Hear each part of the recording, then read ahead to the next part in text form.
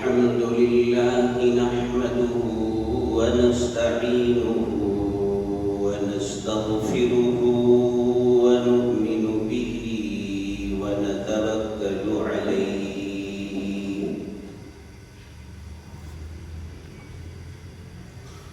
ونعوذ بالله من شرور أنفسنا ومن سيئات أعمالنا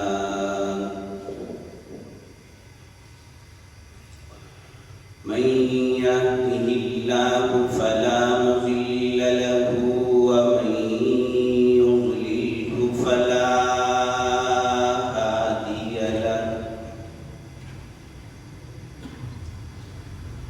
ونشهد أن لا إله إلا الله وحده لا شريك له ونشهد أن سيدنا ومولانا محمدا عبده ورسوله أما بعد فأعوذ بالله من الشيطان الرجيم بسم الله الرحمن الرحيم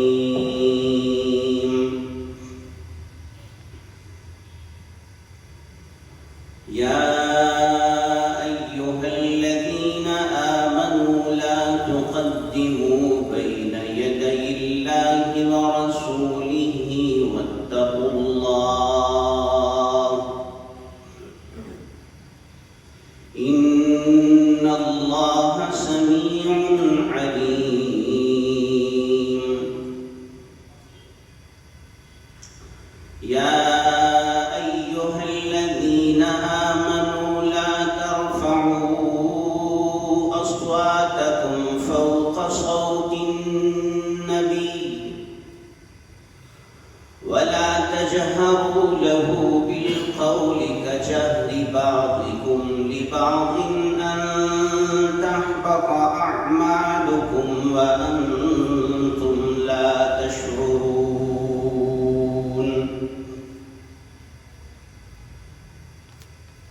صدق الله العظيم وصدق الرسول النبي الكريم اللهم صل على محمد وعلى آل محمد كما صليت على إبراهيم وعلى آل إبراهيم إنك حميد مجيد اللهم بارك على محمد وعلى آل محمد كما باركت على إبراهيم وعلى آل إبراهيم إنك حميد مجيد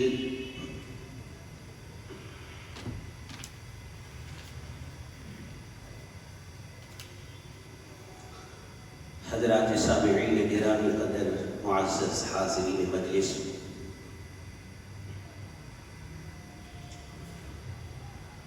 دو لفظ ہیں، ایک ہے حقوق اور دوسرا ہے واجبات۔ ان دونوں کو ملا کر بھی بولا جاتا ہے، کہا جاتا ہے حقوق و واجبات۔ حقوق حقن کی جمع ہے، حق کسے کہتے ہیں؟ حقیقت سے نکلا ہے، جو چیز جو عمل واقع کے مطابق ہو اسے حق کہا جاتا ہے۔ سچ بھی واقع کے مطابق ہوتا ہے، اسی لیے اسے حق کہتے ہیں۔ اسی طرح ہر وہ چیز جس کی حقیقت ہو اس پر بھی حق کا لفظ بولا جاتا ہے۔ جب حقوق کو واجبات کے ساتھ ملا کر بولا جائے حقوق و واجبات، تو حقوق سے مراد وہ ذمہ داریاں ہیں جو ابتداءً کسی کی ذمہ داری اور اس کے رسپانسبلٹی سے وابستہ ہوتی ہیں، انہیں حقوق کہا جاتا ہے۔ اور جب حق جس کے ذمے واجب ہے وہ حق ادا کر دے تو اس حق کی ادائیگی کے بدلے میں دوسرے کے ذمے جو واجب ہوتا ہے، جو اس کی ذمہ داری بنتی ہے، اسے واجبات کہا جاتا ہے۔ جو ذمہ داریاں ابتداءً لاگو ہوں وہ حقوق کہلاتے ہیں، اور جو ذمہ داریاں حق کی ادائیگی کے نتیجے میں وابستہ ہوتی ہیں انہیں واجبات کہا جاتا ہے۔ اور یہ دنیا حقوق اور واجبات سے تعبیر ہے۔ کچھ انسانوں میں باہم حقوق اور واجبات ہیں، کچھ مسلمانوں میں باہم حقوق و واجبات ہیں، جانوروں کے حقوق اور واجبات بھی ہیں، جانوروں سے وابستہ حقوق۔ اسی طرح امت اور اس امت کے نبی جو اس امت کی جانب بھیجے گئے، ان کے درمیان بھی حقوق اور واجبات ہیں، بلکہ خالق اور مخلوق ان کے درمیان بھی حقوق و واجبات ہیں۔ یعنی جہاں پر تعلق ہو جائے، ربط پیدا ہو جائے، تو وہاں پر کوئی نہ کوئی حق بھی آ جائے گا اور کوئی نہ کوئی واجب بھی آ جائے گا۔ چنانچہ اللہ تعالیٰ کے حقوق کیا ہیں اور اللہ کی مخلوق کے حقوق کیا ہیں، اس پر ایک حدیث مبارک عرض کرتا ہوں۔ حضور صلی اللہ علیہ وسلم سواری پر سوار تشریف لے جا رہے تھے۔ آپ صلی اللہ علیہ وسلم کے پیچھے حضرت معاذ رضی اللہ تعالیٰ عنہ بیٹھے ہوئے تھے۔ آپ صلی اللہ علیہ وسلم پوچھنے لگے، یا معاذ، اے معاذ، اتدری ما حق اللہ علی عبادہ، کیا تمہیں پتا ہے کہ اللہ کا حق اس کے بندوں پر کیا ہے؟ حضرت معاذ عرض کرنے لگے، اللہ و رسولہ عالم، اللہ بہتر جانتا ہے اور اللہ کے رسول کو زیادہ علم ہے۔ حضرت صحابہ رضی اللہ تعالیٰ عنہم سے جب آپ صلی اللہ علیہ وسلم اس نوعیت کا سوال کرتے تھے تو حضرات صحابہ اسی طرح کا ادب کے پیرائے میں جواب دیتے تھے۔ یہ آداب بھی حقوق ہی کی ایک قسم ہے۔ ان آداب کا تذکرہ اللہ تعالیٰ نے اس سورت میں فرمایا ہے، جس سورت کی تلاوت آپ کے سامنے میں نے کی۔ اللہ اور اللہ کا رسول بہتر جانتے ہیں۔ حضرت عباس رضی اللہ تعالیٰ عنہ سے کسی نے پوچھا، جو حضور صلی اللہ علیہ وسلم کے چچا تھے، کہ حضور صلی اللہ علیہ وسلم آپ سے بڑے ہیں یا آپ حضور صلی اللہ علیہ وسلم سے بڑے ہیں؟ تو حضرت عباس رضی اللہ تعالیٰ نے جواب دیا کہ بڑے حضور صلی اللہ علیہ وسلم ہیں مگر عمر میری زیادہ ہے۔ یہ ہوتا ہے آداب، حق بھی بتانا ہے اور ادب کو ملحوظ رکھتے ہوئے بتانا ہے۔ ہمارے دین نے ہمیں یہ ادب سکھایا ہے، ہر چیز میں ادب۔ بلکہ ایک حدیث میں آتا ہے، حضور صلی اللہ علیہ وسلم نے فرمایا، جب تم جانور کو چھری کے ساتھ ذبح کرنے لگو تو ذبح کرنے کے بھی آداب ہیں۔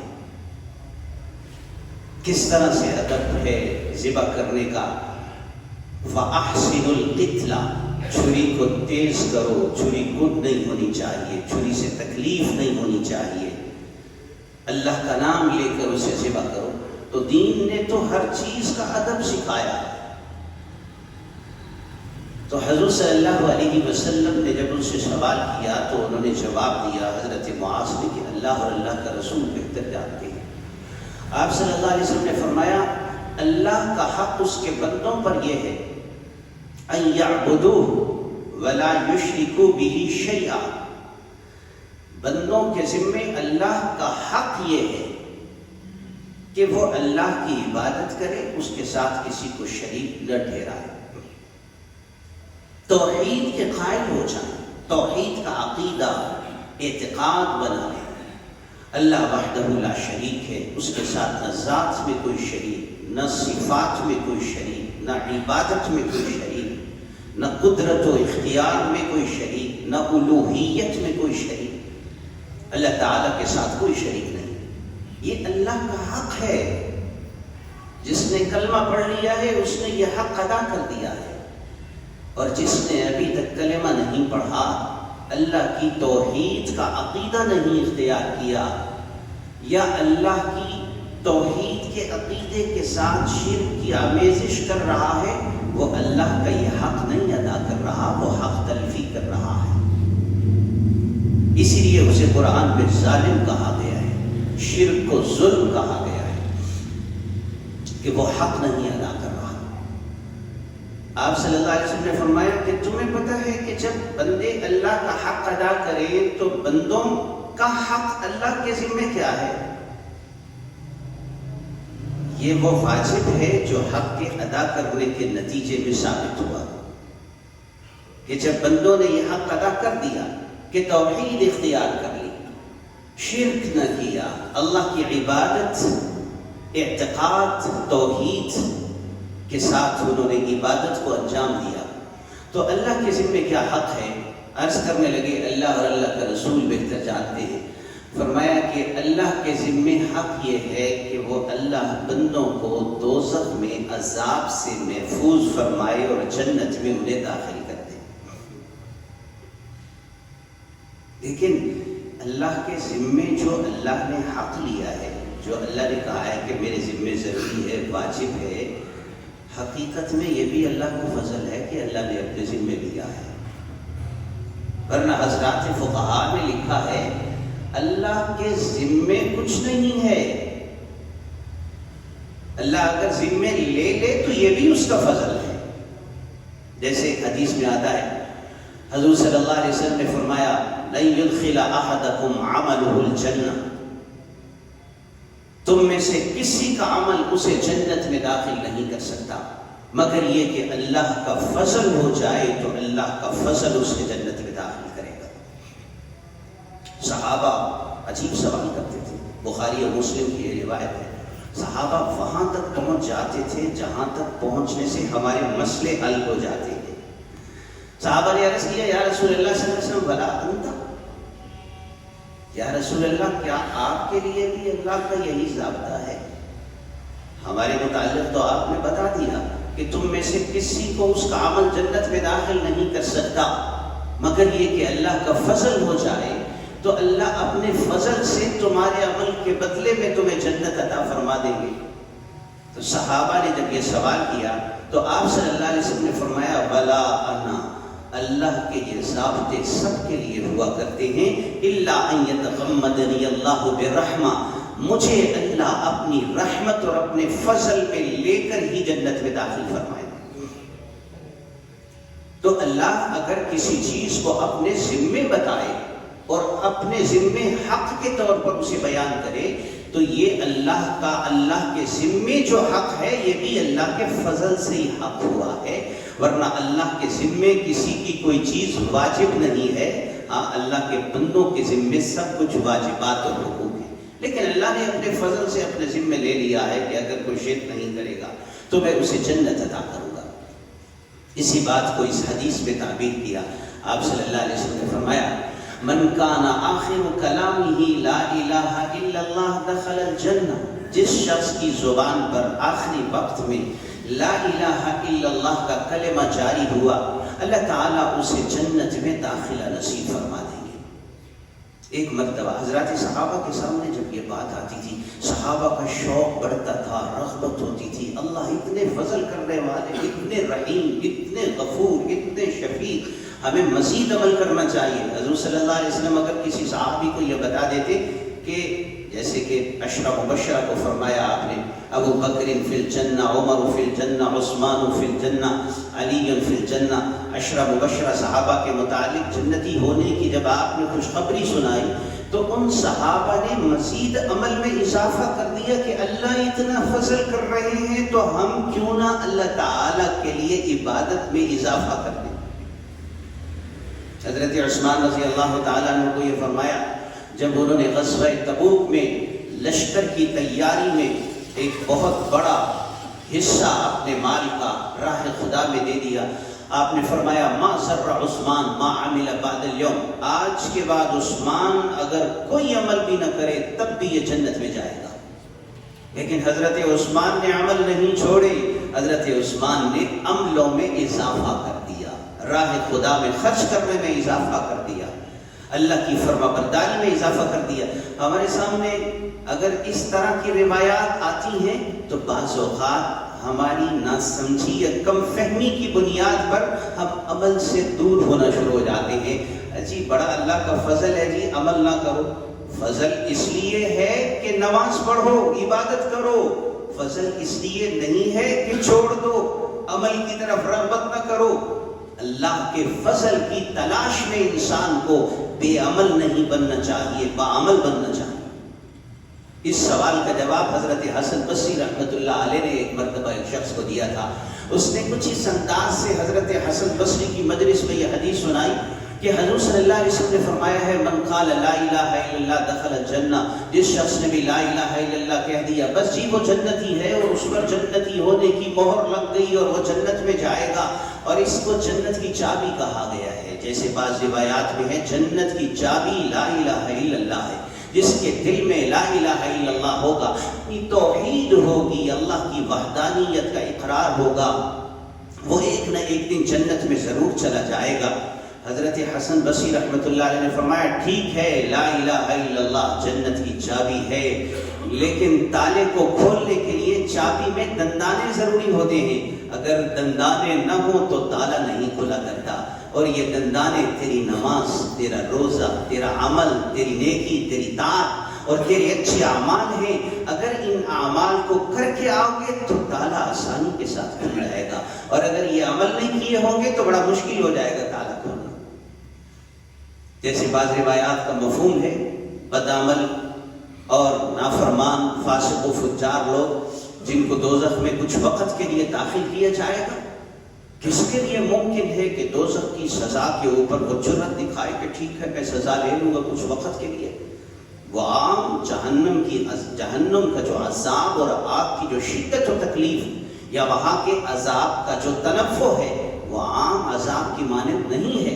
لا يعذب عذابه احد ولا ينفق وثاقه احد، کسی کو اندازہ بھی نہیں، جیسے جنت کی نعمتوں کا کوئی حد و حساب نہیں، اسی طرح جہنم کے عذاب کے مختلف شدت کے طریقوں کا بھی کسی کو احساس نہیں۔ اللہ ہم سب کو عافیت نصیب فرما دے۔ تو گفتگو یہ چل رہی تھی کہ اللہ کا حق بندوں کے ذمے اور بندوں کا حق اللہ کے ذمے۔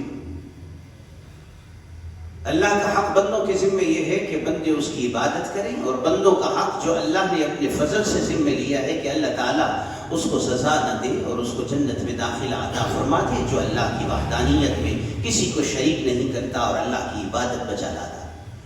اسی طرح اللہ کے نبیوں کا بھی امتیوں پر حق ہوتا ہے، آداب ہے، انبیاء کے حقوق آداب۔ اللہ نبی کو اس لیے بھیجتے ہیں کہ نبی کی اطاعت اور فرما برداری کی جائے۔ اطیعوا اللہ و اطیعوا الرسول، اللہ کی اطاعت بھی تمہاری ذمہ داری ہے اور رسول کی اطاعت بھی تمہاری ذمہ داری ہے۔ قرآن مجید میں اللہ فرما دے وَمَا كَانَ لِمُؤْمِنٍ وَلَا مُؤْمِنَةٍ إِذَا قَضَى اللَّهُ وَرَسُولُهُ أَمْرًا أَن يَكُونَ لَهُمُ الْخِيَرَةُ مِنْ أَمْرِهِمْ وَمَنْ يَعْصِ اللَّهَ وَرَسُولَهُ فَقَدْ ضَلَّ ضَلَالًا مُبِينًا۔ اللہ اور اللہ کا رسول جب کسی چیز کا فیصلہ کر دے تو کسی ایمان والے مرد کو یا ایمان والی عورت کو اس بات کا اختیار ہی نہیں رہتا۔ ان یکون لہم الخیارہ، اللہ کہتے ہیں اختیار ہی نہیں ہے۔ وہ الگ بات ہے کہ کوئی اس کو مانتے ہیں، کوئی پہچانتے ہیں اور کسی کو نہیں پتا۔ اللہ سب کو سمجھ نصیب فرما دے۔ اللہ کہتے ہیں اذا قضى اللہ ورسولہ امرا، جب اللہ اور اللہ کا رسول کسی بات کا فیصلہ کرتے ان یکون لہم الخیار، تو ان کے پاس اختیار ہی نہیں رہتا کہ وہ رسول اور اللہ کے فیصلے کے خلاف چلے.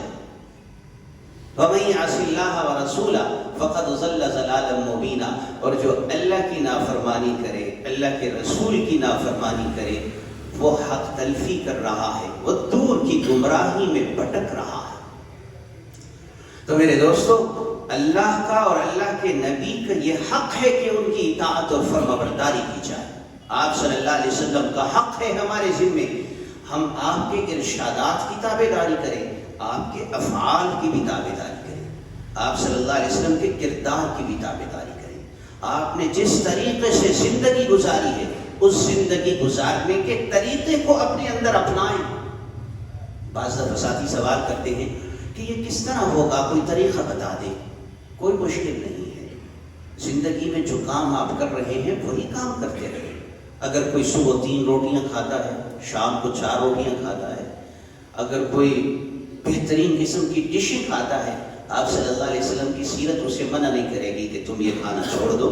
ہاں یہ ضرور کہے گی کہ بسم اللہ پڑھ کے کھاؤ، اور جب کھانا کھا لو تو الحمدللہ کہہ کر اللہ کا شکر ادا کرو. ایک بچہ آپ کے سامنے دوڑتا ہوا آیا ہے، آپ کا جی چاہا کہ اسے اٹھائیں، پیار کریں، بوسہ لیں، چومیں. سیرت یہ نہیں کہے گی کہ بچے کو نہیں اٹھانا، بچے کو نہیں چومنا، پیار نہیں کرنا، اپنے دل کے جذبات کا اظہار نہیں کرنا، بلکہ سیرت یہ کہے گی کہ جس طرح حسن حسین کے نانا اپنے نواسوں کو گود میں اٹھا کر محبت فرمایا کرتے تھے، تم بھی اس طریقے کو اپنی نیت اور ذہن میں بٹھا لو. یہ سیرت کی اتباع اور آپ صلی اللہ علیہ وسلم کے اسوہ حسنہ پر عمل کی مثال بن جائے گا. ساری زندگی دین بن جائے گا اگر حضور صلی اللہ علیہ وسلم کے اسوہ حسنہ کو ہم اپنا لیتے ہیں. ہاں وہ باتیں جو اسراف میں آتی ہیں، جو فضولیات میں ہیں، جو بے جا نوعیت کی باتیں، جن پابندیوں کو ہم نے اپنے اوپر از خود عائد کیا ہوا ہے، جن کی نہ کوئی فائدہ ہے، جن کا نہ کوئی ضرورت ہے، بلکہ مفاسد ہیں، برائیاں ہیں، دین ان کو منع کرتا ہے کیونکہ اسلام دین فطرت ہے. یہ ہر اس بات کی اجازت دیتا ہے جو فطرت کے مطابق ہے، اور ہر اس بات سے منع کرتا ہے جو فطرت کے خلاف ہے. اور حدیث میں آتا ہے کل مولود یولد علی الفطرہ، ہر بچے کی جب تخلیق ہوتی ہے تو وہ فطرت اسلام پر پیدا ہوتا ہے.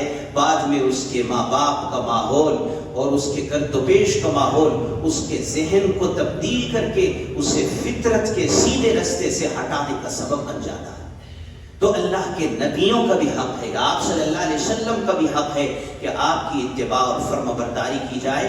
آپ کے آداب بھی ہیں، ان آداب کا ذکر اللہ تعالیٰ نے اس صورت میں فرمایا. اللہ کہتے ہیں یا ایھا الذین آمنوا لا تقدموا بین یدی اللہ ورسولہ واتقوا اللہ. اے صاحب ایمان لوگو، لا تقدموا بین یدی اللہ، اللہ اور اللہ کے رسول سے آگے بڑھنے کی کوشش مت کیا کرو. یہ آگے بڑھنا کیا ہے؟ کیا کچھ چل رہی ہوں اللہ کے نبی تو کوئی ان سے آگے نہ نکلے، یہ مطلب ہے؟ اس کا یہ مطلب ہے کہ اللہ اور اللہ کے رسول جب فیصلہ کرتے تو ان کی بات کو نظر انداز نہ کیا کرو اور آگے نہ بڑھا کرو ان سے اپنی رائے کے ساتھ کہ میں یہ کہہ رہا ہوں، میری یہ رائے ہے. اللہ اور اللہ کے رسول کا حکم سب سے آگے ہے، ان سے آگے کسی کی بات نہیں. ایک مرتبہ ایسا ہوا کہ آپ صلی اللہ علیہ وسلم کی مجلس لگی ہوئی تھی، کچھ حضرات آپس میں گفتگو کرنے لگے. ایک نے یہ رائے دی کہ وہ فلاں قبیلہ جو ہے اس میں فلاں شخص کو سردار بنا دیا جائے، ذمہ دار بنا دیا جائے، امیر بنا دیا جائے. دوسرے نے یہ کہا کہ فلاں شخص کو امیر بنا دیا جائے.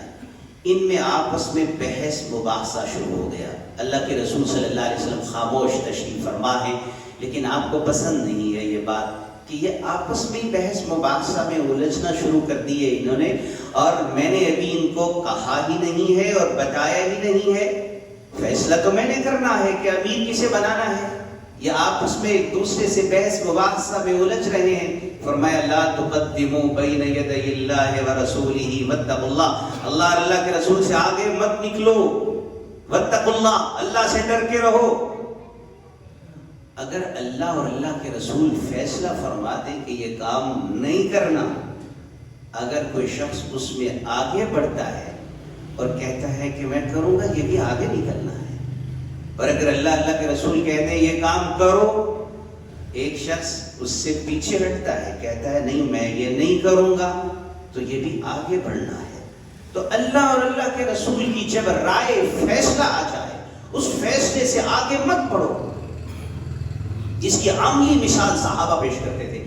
ہمارے ہاں کیا ہوتا ہے، جب بھی کوئی حکم آتا ہے دین کا، رات کو بھی ایک بچہ ایک یونیورسٹی میں پڑھتا ہے تو وہ سوال کرنے لگا، اچھا جی یہ جو حکم ہے کہ یہ جو طریقہ ہے حضور صلی اللہ علیہ وسلم کا، ایک خاص اسپیسیفک ٹاپک پر گفتگو چل رہی تھی، کہنے لگا اصل میں اس زمانے میں ایسے ہوتا تھا تو یوں لوگ کرتے تھے تو اس لیے حضور نے یہ کہا، تو آج چونکہ ویسا نہیں ہے تو اس لیے حضور کا یہ حکم آج نہیں ہے.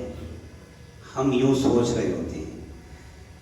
میں نے اس کو ایک بات بتائی، میں نے کہا کہ ایک بات ضرور سمجھو، وہ بات یہ ہے کہ اللہ اور اللہ کے رسول کے حکم پر عمل کرنے کو اگر دل نہیں کر رہا، یہ بڑی اہم بات ہے. اگر اللہ اور اللہ کے رسول کے حکم پر عمل نہیں ہو پا رہا تو اللہ سے معافی مانگ لیں اور اپنے آپ کو گنہگار سمجھیں اور استغفار کر لیں، اللہ معاف فرما دیں گے. لیکن یہ غلط ہے کہ آپ یوں شروع کر دیں کہ اس حکم کو اس طرح سے ایکسپلین کرنے لگ جائیں کہ آج یہ حکم ہے ہی نہیں. یہ طریقہ غلط ہے، یہ طریقہ انتہائی معیوب ہے کہ یوں کہنے لگ جائے کہ یہ حکم اس طریقے کا آج نہیں ہے، یہ اس زمانے میں تھا، یہ موجودہ زمانے میں نہیں ہے. میں نے کہا کیا اللہ کے نبی جو حکم لے کے آئے وہ شریعت ہے یا وہ رواج ہے؟ سوال کا جواب، اللہ کے نبی جو حکم لے کے آئے وہ شریعت ہے یا وہ رواج تھا؟ کیا تھا؟ شریعت تھی یا رواج تھا؟ اللہ کہتے ہیں شرع لکم من الدین ما وصی بہ نوحا، میں نے اپنے نبی کے ذریعے سے تمہیں شریعت عطا کی ہے. یہ نہیں کہا کہ میں نے اپنے نبی کے ذریعے سے تمہیں رواج دیا ہے، نہیں کہا. تو اگر آج کوئی یہ تعویل کرنے لگے کہ یہ اس زمانے میں حکم تھا، آج کے لیے نہیں ہے، اس وقت حالات ایسے تھے، آج نہیں ہے، تو اس کا مطلب وہ دین رواج تھا، وہ اس رواج کے مطابق نازل ہوا. اللہ اکبر. صحابہ سوچتے بھی نہیں تھے، عمل کرنے کے لیے تیار ہو جاتے تھے. بعض دفعہ عمل میں یوں محسوس ہوتا تھا کہ انہیں یوں نہیں کرنا چاہیے، لیکن ان کی عمل کی قوت اتنی مضبوط ہوتی کہ ان کانوں سے، آنکھوں سے جب اللہ کے رسول صلی اللہ علیہ وسلم کو دیکھ لیتے، سن لیتے، تو ان کی ہمت نہیں پڑتی تھی کہ وہ ایک قدم آگے اٹھائیں اور اللہ کے نبی کو کرا سکیں. صحابہ نے اس آیت مبارکہ پر حقیقت میں عمل کیا. یا ایھا الذین آمنوا لا تقدموا بین یدی اللہ ورسولہ. عبداللہ بن مسعود رضی اللہ تعالیٰ عنہ باہر سے تشریف لا رہے ہیں، مسجد نبوی کی طرف آگے بڑھ رہے ہیں. ابھی گلی میں ہیں کہ حضور صلی اللہ علیہ وسلم خطبہ ارشاد فرما رہے تھے. آپ صلی اللہ علیہ وسلم نے خطبے کے دوران میں یہ ارشاد فرمایا، اجلسوا، سارے کے سارے بیٹھ جاؤ. عبداللہ بن مسعود وہیں گلی کے اندر ہی بیٹھ گئے،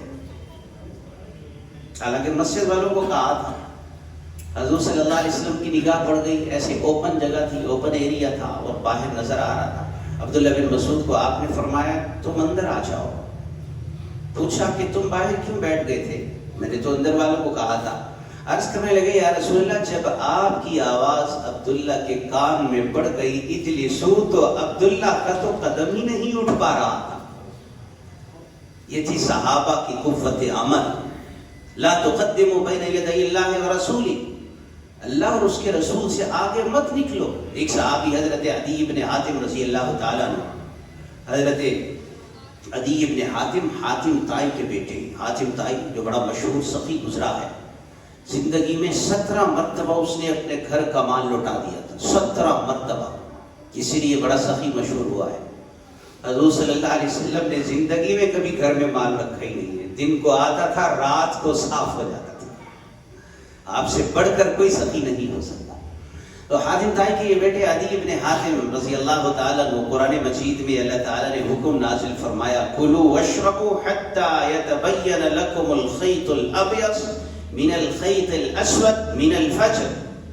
تم رمضان کی رات میں کھا پی سکتے ہو حتی یتبین، یہاں تک کہ تمہارے سامنے واضح ہو جائے، الخیط الابیض، سفید دھاگا، من الخیط الاسود، سیاہ دھاگے سے۔ انہوں نے یہ آیت سنی، عربی سمجھتے تھے، گھر چلے گئے، اپنے سرہانے کے نیچے ایک سفید دھاگا رکھ لیا، ایک سیاہ دھاگا رکھ لیا۔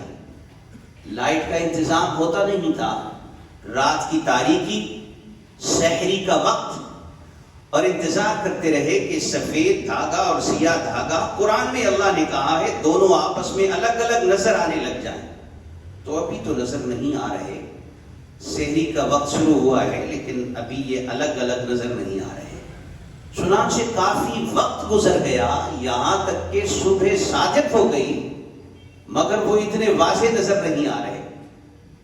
قرآن کریم کو اپنی سمجھ کے مطابق سمجھ کر اس پر عمل کرنے کے جذبے کو، صحابہ کے جذبے کو بیان کر رہا ہوں کہ جو بھی پڑھا ہے اس پر عمل کرنے کے لیے جذبے کے ساتھ تیار ہو گئے ہیں، چاہے وہ عمل جیسا بھی ہو۔ اللہ کے رسول صلی اللہ علیہ وسلم نے ان کے جذبے کی تعریف فرمائی ہے۔ حضور صلی اللہ علیہ وسلم کے پاس حاضر ہوئے، عرض کرنے لگے یا رسول اللہ، وہ تو کافی وقت گزر گیا، جب میں نے دھاگے رکھے دیکھنے لگا تو وہ دونوں الگ الگ نہیں نظر آ رہے تھے۔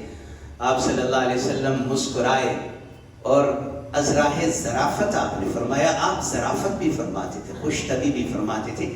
آپ صلی اللہ علیہ وسلم کی خوش طبی کے موضوع پر ایک ریسرچر نے بڑی زبردست کتاب لکھی ہے کہ آپ کہاں کہاں مسکرائے، بلکہ یہ کتاب ہے عربی زبان میں، ضحک النبی صلی اللہ علیہ وسلم وتبسمہ ومزاحہ، حضور کہاں کھل کر ہنسے اور کہاں صرف مسکرائے اور کہاں آپ نے خوش طبی کا اظہار فرمایا۔ حدیث سے وہ سارے واقعات اس کتاب میں انہوں نے درج فرما دیے ہیں۔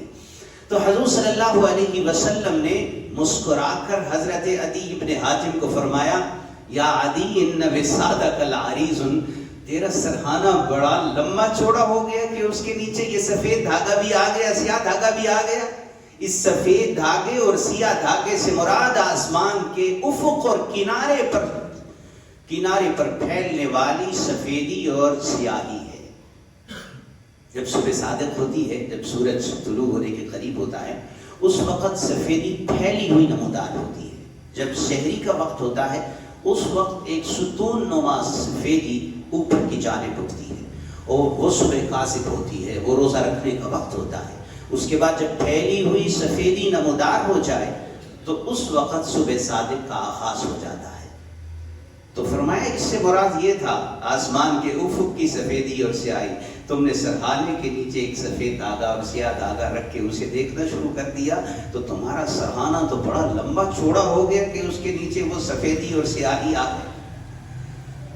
صحابہ کی قوت عمل کا یہ عالم تھا کہ بعض اوقات عمل کرتے ہوئے ایسا بھی ہوتا تھا کہ وہ مطلب نہیں ہوتا، لیکن آپ ان کے جذبے کی تعریف فرماتے تھے، بلکہ بعض اوقات عمل کرنے میں اختلاف ہو جاتا تھا، اور یہ اختلاف اچھا اختلاف ہے جو عمل کرنے کے نتیجے میں اختلاف ہو۔ جیسے غزوہ خندق کے موقع پر آپ صلی اللہ علیہ وسلم جب واپس تشریف لائے، اللہ نے فتح عطا فرما دی، حضرت جبریل امین دروازے پر آ گئے، یا رسول اللہ آپ نے ہتھیار اتار دیے ہیں، قربان جائیں حضور صلی اللہ علیہ وسلم کی سیرت میں ہمیں ہر پہلو مل جاتا ہے۔ آپ مربی، معلم، استاذ، مشفق۔ ایک میں نے سعودیہ کی لائبریری میں مدینہ منورہ میں ایک کتاب دیکھی جس میں اس طرح سے عنوان بنائے ہوئے تھے، عربی میں تھی وہ کتاب، حضور صلی اللہ علیہ وسلم بحیثیت باپ، پھر اس کے تحت جتنے واقعات تھے وہ سارے ذکر کیے، پھر آگے لکھا تھا حضور صلی اللہ علیہ وسلم بحیثیت تاجر، وہ سارے واقعات لکھے تھے، پھر حضور صلی اللہ علیہ وسلم بحیثیت استاذ، اس میں وہ سارے واقعات لکھے تھے۔ ایسی سیرت کی کتاب میں نے یہاں پاکستان میں نہیں دیکھی، بڑی عظیم اور بڑی جامع کتاب تھی۔ تو حضور صلی اللہ علیہ وسلم کی ذات میں اللہ نے ساری حیثیتوں کو جمع فرما دیا۔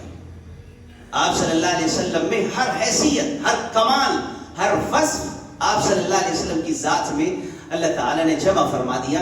آپ صلی اللہ علیہ وسلم کیسے لگتے ہوں گے جب آپ صلی اللہ علیہ وسلم نے زرہ زیبتن فرمائی ہوگی اور خود سر کے اوپر چڑھایا ہوگا اور تلوار میان کے ساتھ لگائی ہوئی ہوگی اور تیر کمان تھاما ہوا ہوگا، اور آپ ایک مسلح مجاہد کی صورت میں امت کی رہبری اور رہنمائی میدان جہاد میں اس فریضہ کو انجام دے رہے ہوں گے۔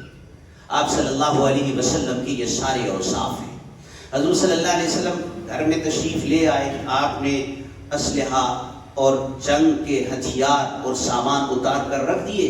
حضرت جبریل امین آ کر عرض کرنے لگے، یا رسول اللہ آپ نے ہتھیار اتار دیے، ہم نے ابھی نہیں اتارے، ہم فرشتوں نے ابھی ہتھیار پہنے ہوئے۔ تو جبریل کدھر کا حکم ہے، اللہ کدھر کا فرما رہے رو کرنے کا؟ اللہ کہتے ہیں کہ بنو قریظہ کے ساتھ معاملہ نمٹا دیا جائے ان کا۔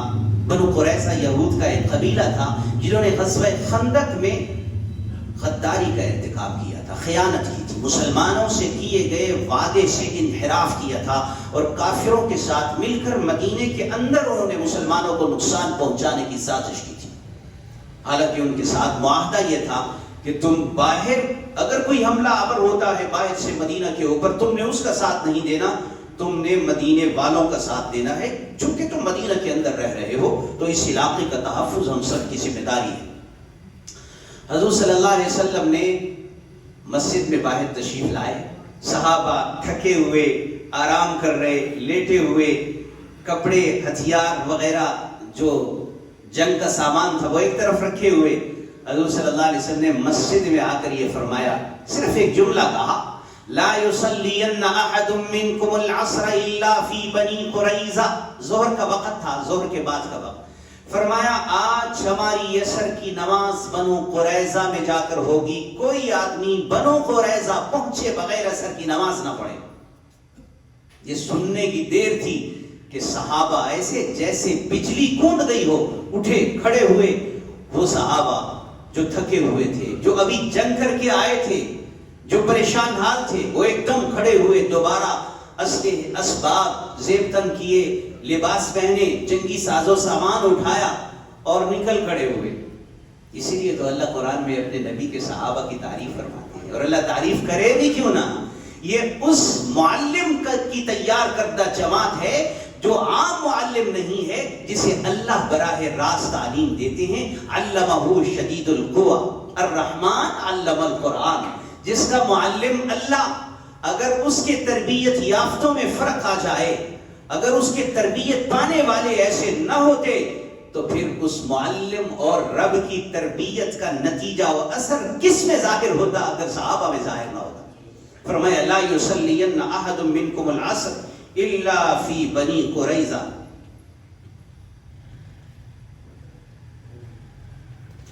آپ صلی اللہ علیہ وسلم نے فرمایا بنو قریظہ میں پہنچے بغیر کوئی آدمی عصر کی نماز نہ ادا کرے۔ سب صحابہ کھڑے ہو گئے، بنو قریظہ کی طرف روانہ ہو گئے۔ رستے میں نماز کا وقت آ گیا، نماز فوت ہونے لگی، مغرب کا وقت قریب ہو گیا۔